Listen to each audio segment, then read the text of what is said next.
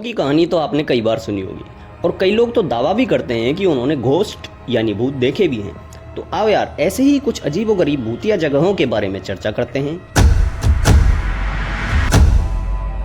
कमरे की लाइट जला लो, भूत प्रेत कभी भी प्रकट हो सकते हैं। तो सबसे पहले हम बात करते हैं राजकरण होटल की।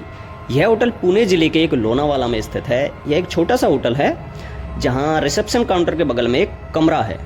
कमरा भी बहुत छोटा है, लेकिन वहाँ पे जो लोग ठहरते थे तो उन्होंने बताया है कि उनकी चादरें रात को अपने आप खिसक जाती थी और जो लोग ज़्यादा देर तक रात को जागते थे तो उनके पैरों के पास नीली रोशनी की किरण पड़ती थी।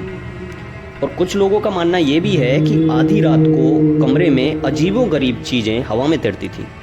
इन्हीं घटनाओं के कारण अब उस कमरे में जाना वर्जित कर दिया गया है, होटल को बंद कर दिया गया है।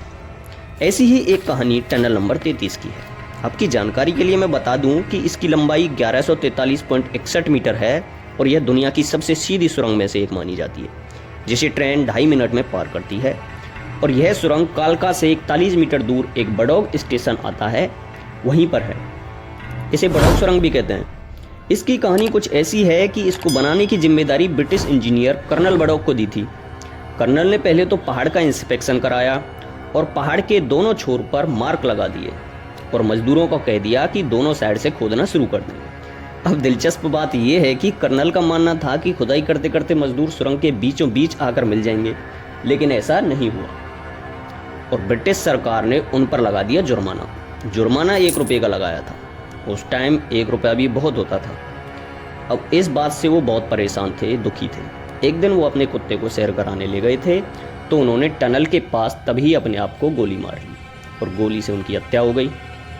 उसके बाद से बताया जाता है कि उनकी आत्मा वहीं आसपास भटकती है और कई लोगों को उनकी चीखें भी सुनाई दी हैं। बाद में टनल को पूरा कराया गया था किसी और से, तब से उनकी चीखें वहीं सुनाई देती हैं। ये मेरी एक पहली वीडियो है। इसके बाद कमेंट में बताना कि मुझे दूसरी वीडियो बनानी चाहिए या नहीं। तब तक के लिए धन्यवाद। Tata bye bye.